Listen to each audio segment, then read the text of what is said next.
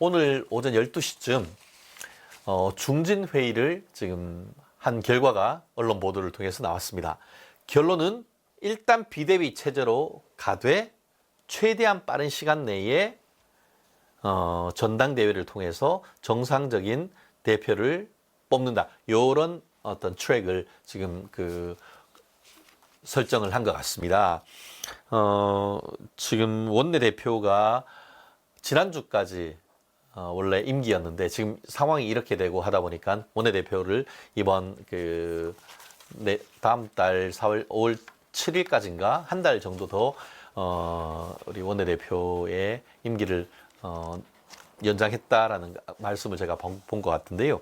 우리 지금 윤재옥 원내대표 겸 당대표 권한대행이 지금 4선 이상 국회의원 당선인 간담회를 통해 가지고 100가지 명씩 얘기가 나왔는데 그중에 교집합을 모아가지고 가급적 빠른 시간 내에 비대위를 구성해서 전당대회를 한다. 이런 원론을 얘기를 했고 이런 원칙적인 큰 흐름을 지금 얘기를 했기 때문에 뭐 언제 한다 아니면은 뭐 이게 대표 뽑는데 이게 오픈 프라이머리로 할 것인지 오픈 프라이머리는 전 국민 투표로 할 것인지 아니면은 뭐 당원 몇 명, 몇 퍼센트, 또 국민 몇 퍼센트 이런 구체적인 얘기는 아직 오가지 않았다. 이런 지금 얘기가 나오는 것 같습니다.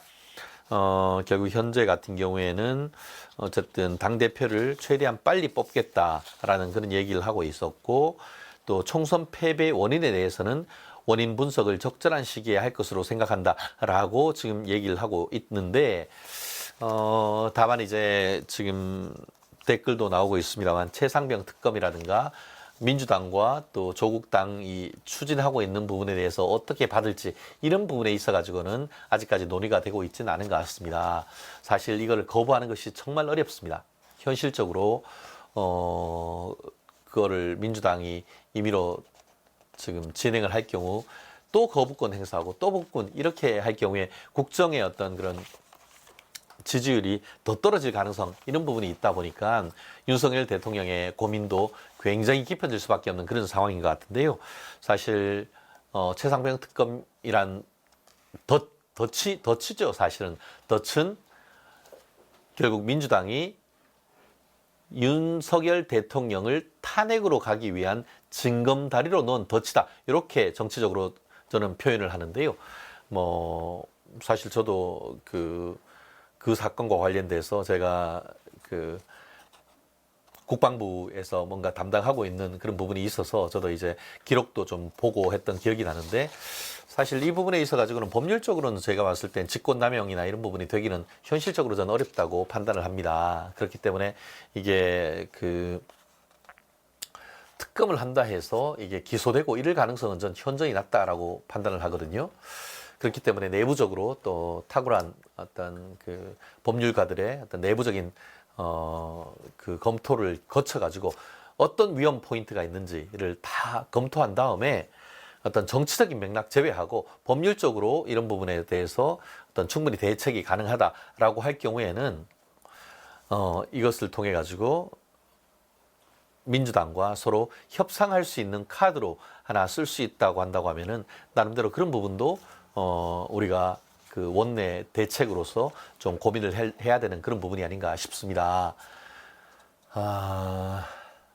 참, 콘디오스님, 국민의힘 딱 108일간의 변화를 봤는데 국민들, 당원들 구태 정치 더 볼 생각이 없네요. 한동훈 비대위원장님 모셔와야 됩니다라고 해서 한 비대위원장님이 이번 전당대회에 당대표로 또 출마해야 된다는 그런 의견도 주신 부분이 있고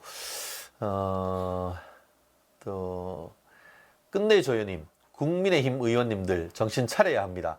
왜 대통령과 한몸이 안 되는지 그렇습니다. 이런 부분도 있어가지고도 대구 경북 또 부울경 출신 국회의원님들하고 또 서울 수도권에서 당선되신 국회의원님들의 또 생각이 조금 다르지 않습니까? 어떻게 보면은 영남 쪽 국회의원님들 같은 경우에는 윤석열 대통령과의 어떤 좀 원팀 플레이를 조금 더 강조를 하는 반면에 또 수도권에 당선되신 분들 같은 경우에는 전체적으로 봤을 때에 친윤적 색깔을 가진 분들보다는 오히려 윤석열 대통령과 각을 지웠거나 아니면 윤석열 대통령과 관계에 있어가지고 조금 불편했던 분, 그런 분들이 오히려 수도권의 민심의 어떤 그런 선택을 받은 그런 점이 있다 보니까 수도권의 그런 표심을 받은 분들이 또 윤석열 대통령과 완전히 원팀을 이렇게 보이기가 사실 쉽지 않은 부분도 현실적으로 있거든요.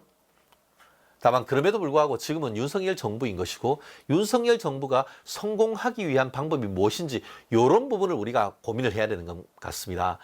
우리가 그 양약 고어구 충언 여거이, 좋은 약은 입에 쓰고 충성된 말은 귀에 거슬린다, 이런 말이 우리 논어에 있지 않습니까? 사실 윤석열 대통령한테 어떤 그 불편해하고 하는 그런 말씀이 어떻게 보면은 윤석열 대통령과 원팀이 되지 못한다라고 볼 수도 있지만, 말씀드린 것처럼 충직하고 오히려 윤석열 대통령에 대해서 이 성공한 대통령으로 남기 위해서 어떻게 해야 돼? 어떻게 하는 것이 국민의 어떤 집 나간 국민의 표심을 다시 잡아올 수 있느냐? 350만 표?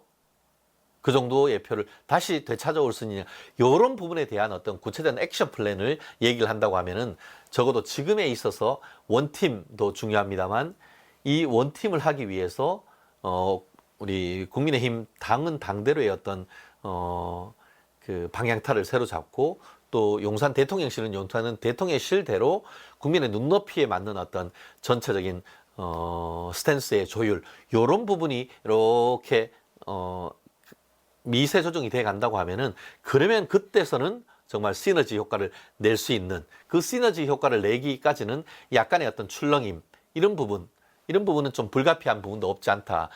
다만 그 부분이 어떤 그 마이웨이, 각자의 길을 가기 위한 것이 아니고 윤석열 대통령의 성공, 그리고 그것을 기반으로 한 2년 뒤의 지방선거와 3년 뒤의 대선, 이런 부분에 대한 최종적인 승리, 최후 승리를 얻기까지 우리가 최선을 다해야 되는 그런 어떤 흐름으로 본다고 하면은, 이런 큰 흐름에 있어서의 어떤 그 약간의 진동, 이런 부분, 진동과 진폭, 우리가 옥동자 나으려고 하면은 우리가 뭐 제왕절개하지 않는다 하면은 우리가 배를 알아야 되잖아요. 산통을 겪어야 되잖아요. 그런 부분이다 생각을 하신다고 하면은, 지금 당장의 어떤 그런 외부와의 원팀 그 자체도 중요하지만 그거를 이제 이겨내는 과정에서의 어떤 그 치열한 토론, 그 토론을 통한 어떤 방향 설정, 이런 부분이 중요한 것이 아닌가 싶은데요.